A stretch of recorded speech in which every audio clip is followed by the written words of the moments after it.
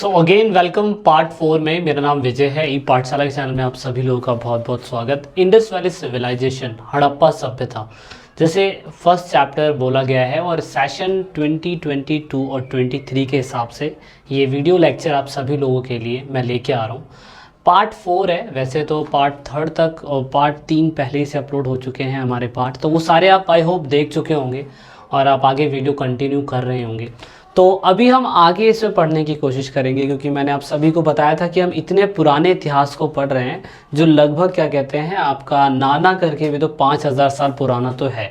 5000 पुराना इतिहास है, तो ऑफकोर्स हमें इसके सारी चीज़ों के बारे में समझना ज़रूरी है। 2600 BC के टाइम पीरियड में अकॉर्डिंग टू आर्कियोलॉजिस्ट को लगता है कि ये इनका अस्तित्व हो सकता है। IIT के स्टूडेंट्स तो इसको बताते हैं कि शायद से ये इससे भी ज़्यादा पुराने होंगे। हम 2022 के अंदर AD में जी रहे हैं और ये 2600 BC पुरानी बात हो रही है, तो लगभग हमें ये भी जानना होता है कि क्या उस टाइम पीरियड के अंदर लोग फैशनेबल थे। मैंने वीडियोस में पहले लेक्चर में कमेंट पूछा था आप सभी लोगों से कि क्या उस टाइम पीरियड पे लोग फैशन करते थे, क्या लिपस्टिक, लाइनर, इन सब का इस्तेमाल होता था हड़प्पा सभ्यता के अंदर। तो काफ़ी बच्चों ने कमेंट भी करा उसके ऊपर, तो बहुत बहुत थैंक यू। आप सभी लोग वीडियो को बहुत सीरियसली देखते हैं, समझते हैं। तो कहने का मतलब यहाँ पे ये है, जैसे आज की डेट में आप कुछ भी देख लीजिए कि आप जो भी मेटल पहनते हैं, गोल्ड पहनते हैं, आप सिल्वर पहनते हैं, आप लोहे के जो भी चीज़ें, मतलब नॉर्मल प्लास्टिक की चीज़ें, आर्टिफिशियल है, कपड़े आप कितने फैशनेबल पहनते हैं। आज की जनरेशन में या आज की टेक्नोलॉजी के हिसाब से ये सारी चीज़ें संभव है कि ऐसा हो सकता है और समाज में ऐसा होता भी था। लेकिन ऑफ कोर्स इतिहास अपने आप को दोबारा से रिपीट करता है और ऐसा बोला जाता है कि आर्कियोलॉजिस्ट ने इस चीज़ को भी प्रूफ करके दिखाया था कि हड़प्पा सभ्यता के अंदर भी ऐसा देखने को मिलता था कि लोग फैशनेबल थे। अब कैसे थे वो हम आगे चलते हैं, पढ़ते हैं। वीडियो के डिस्क्रिप्शन में जो भी हम PPT करा रहे हैं उसका नोट्स बनाने के लिए लिंक अवेलेबल है, आप ज़रूर ज्वाइन करिएगा, फ्री ऑफ कॉस्ट है। आप Instagram, Facebook page, Twitter, Telegram, इन पे भी हमारे साथ जुड़ सकते हैं। अगर आप दूसरे प्लेटफॉर्म चलाते हैं तो इन्फॉर्मेशन के लिए हम वहाँ पे चीज़ें शेयर करते रहते हैं।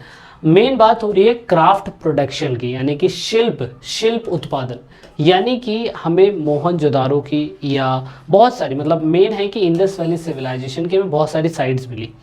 ऐसा बोला जाता है, जो आपकी किताब में लिखा हुआ है, कि चाउनहुद्रो एक ऐसी प्लेस है जो लगभग 7 हेक्टेयर की है।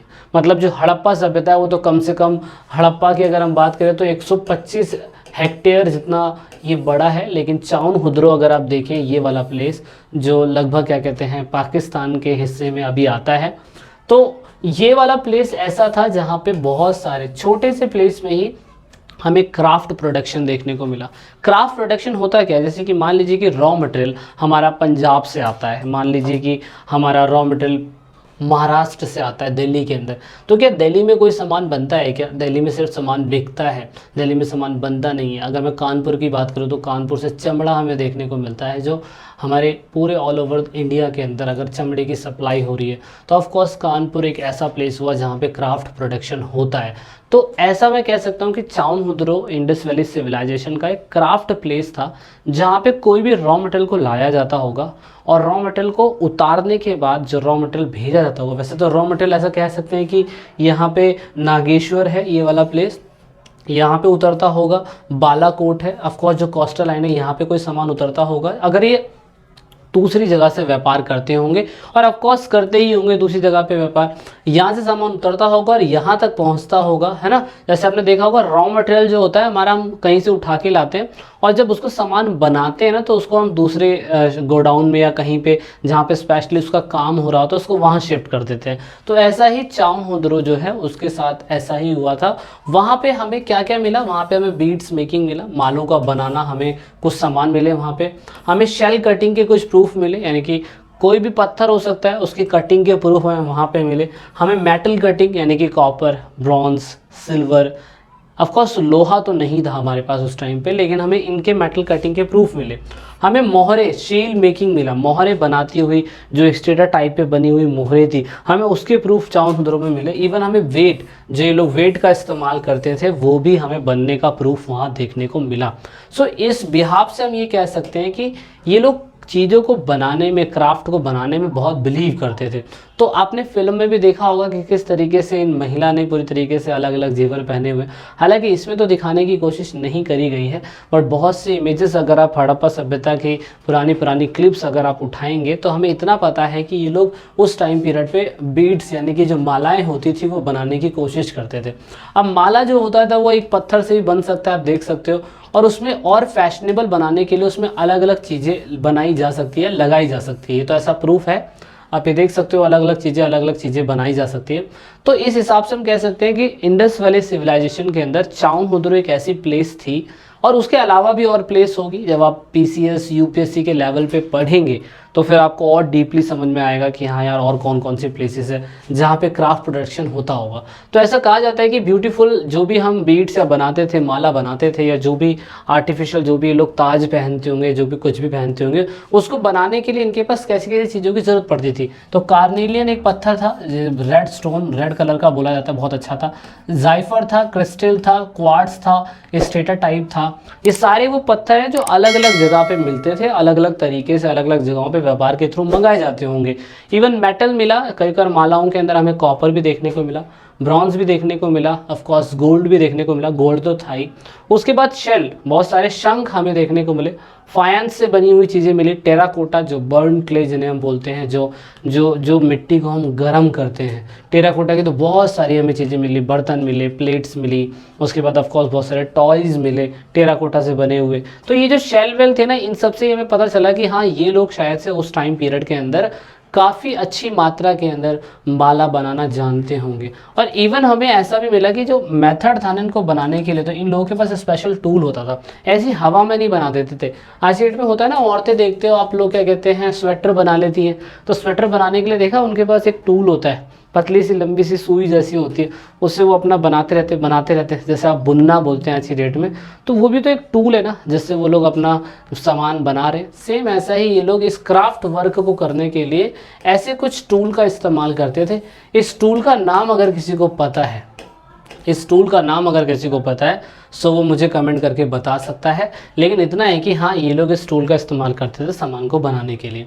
अब हमें ऐसी चीज़ें बहुत जगह मिली क्राफ्ट में, हम देख सकते हैं मिट्टी के बर्तन, बहुत सारी ज्वेलरी देख सकते हैं, हम देख सकते हैं कि स्टोन से बनी हुई, रेड स्टोन से, ऑरेंज स्टोन से बनी हुई मालाएं हैं, ये हम देख सकते हैं। कुछ यहाँ पे देखो, ये कुछ कड़े बने हुए सोने से बने हुए। इवन हमें ये भी देखने को मिला कि इंडस वैली सिविलाइजेशन के लोग मरने के बाद बॉडी के साथ भी ऐसे मालाओं को पहनाना पसंद करते थे। और ये देखो कितना अच्छा क्राफ्ट का काम हुआ पड़ा है इन सब चीज़ों का, जो आज की डेट में ज्वेलरी ऑनर करते हैं, ज्वेलरी बनाने वाले लोग करते हैं। और ये उस टाइम पीरियड पे इतनी अच्छी कला को जानते थे।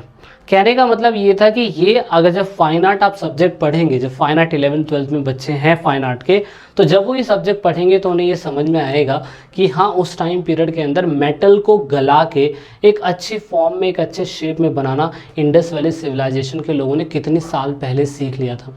आज की डेट में होता है ना, बहुत से लोग प्रेजेंट टाइम पीरियड पे भी कुछ मूर्तियाँ होती घर के अंदर, अगर किसी के पास पीतल पड़ा है या घर के अंदर किसी का सिल्वर पड़ा हुआ है तो उस सिल्वर को हाई टेम्परेचर में गर्म करा जाता है और उसके बाद सिल्वर की मूर्ति बना दी जाती है। देखा होगा आपने अपने लोकल इलाकों के अंदर। तो वो चीज़ जो आज यूज़ हो रही है वो इंडस वैली सिविलाइजेशन के अंदर कई टाइम पहले यूज़ हो चुकी थी। और मेन बात ये था कि इन लोगों को शेप में भी चीज़ों को बनाना आता था। मतलब आपको शेप कैसा करना, सिलेंड्रिकल करना है यानी कि बेलनाकार करना है, गोलाकार करना है, या बायर के शेप में करना है, या सेगमेंट के शेप में करना है, कैसे करना है, ये सब इनको पहले से आता था। और इन सब के प्रूफ सिर्फ हमें चाउनहुदुरु में नहीं मिले, लोथल में, धोलावीरा में, नागेश्वर, बालाकोट, ये वो प्लेस थे जहाँ पे हमें क्राफ्ट के प्रूफ मिले। अब क्राफ्ट के क्या प्रूफ, मैंने क्या बताया, जैसे मान लीजिए कि कोई शेल बनाना है तो उसकी कटिंग करने के लिए कुछ वेस्ट मटेरियल मिला होगा, तो हमें एविडेंस मिले। हमें एविडेंस क्या मिले, एविडेंस में हमें टूल्स मिले, ऐसे ऐसे जगहों पे हमें अलग अलग टूल्स देखने को मिले। उसके बाद हमें ये भी देखने को मिला कि इन जगहों पे रॉ मटेरियल था। अब चाहे वो वेस्ट मटेरियल हो चाहे बना बनाया मटेरियल हो, तो वो मटेरियल हमें यहाँ देखने को मिला बहुत। और दूसरा क्या कहते हैं, अनफिनिश्ड ऑब्जेक्ट। अनफिनिश्ड ऑब्जेक्ट वही होता है वेस्ट मटेरियल। कोई भी समझ से माला बनाना है, माला बनाना है तो ऑफकोर्स माला बनाने के लिए जो माला बनी होगी वही पड़ा होगा, और उसका वेस्ट मटेरियल भी हम वहीं फेंक देते हैं आसपास कहीं। कि वो डंप हो जाएगा, है ना। तो वो भी हमें देखने को मिला। दूसरा वेस्ट मटेरियल तो है ही, तो ये सब हमें देखने को मिला, जिससे हमें समझ में आया कि हाँ ये लोग क्राफ्ट का वर्क जानते थे। लेकिन इंडस वैली सिविलाइजेशन के लोगों का मैंने एक और चीज़ जो है देखी बुक के अंदर, जो बहुत इंपॉर्टेंट है। आज की डेट में आप लोग अपने ज्वेलरी को, अपने हीरे जवाहरात को, क्राफ्ट की बनी हुई चीज़ों को, या जो भी है उसको आप कहीं सेफ रखते हैं ना। आज की डेट में एक सेफ केस होता है, आपने तो चलो ठीक है अपने अलमारी में बंद करा, लॉकर लगाया और सेफ़ है। लेकिन उस टाइम पीरियड के अंदर ऐसा नहीं होता था। उस टाइम पीरियड के अंदर कुछ ऐसी चीज़ होती थी जहाँ पे ये लोग अपने सामान को रखते थे। मिट्टी से बनी हुई चीज़ होती थी, और इसको हम संचय शब्द बोलते हैं। इंग्लिश में इसको हेरॉड शब्द बोला जाता है, हेरॉड, ठीक है ना। हेरॉड, HOARDS, ठीक है ना, हेरॉड्स है। ये बुक में आप देखेंगे तो आपको मिल जाएगा। मेन ये ऐसा क्या कहते हैं, पात्र है, मिट्टी का बर्तन है या घड़ों में रखी हुई कोई वस्तु है, जो ऑफ कोर्स बहुत इंपॉर्टेंट है। लोग इसमें अपने आभूषणों को संभाल के रखते थे, और इन फ्यूचर मान लीजिए कि अगर ये कहीं खो जाए तो ये दफना देते थे, कहीं पे गाड़ देते थे। जब स्टोरेज उनको ढूंढा था, जब जाके उनको मिला था कि हाँ ये लोग अपने सिक्कों को भी इसके अंदर छुपा के रखते थे, अपनी वैल्यूएबल चीज़ों को इसके अंदर छुपा के रखते थे, ताकि इन फ्यूचर क्या कहते हैं लोग इनको ढूंढ पाए, है ना। तो वो इतिहास के लिए तो बहुत ज़रूरी होता है। इतिहास के लिए तो एक एक चीज़ ज़रूरी होती है। सो दिस साइड ये पहला पार्ट जो हमने अलग से पढ़ा, 4th पार्ट सॉरी। और अभी इस पार्ट के अंदर इतना ही है। वीडियो के डिस्क्रिप्शन में डाउनलोड लिंक अवेलेबल है। वीडियो कैसी लगी लाइक से सब्सक्राइब करके ज़रूर बताइएगा। जब तक के लिए जय हिंद, जय भारत।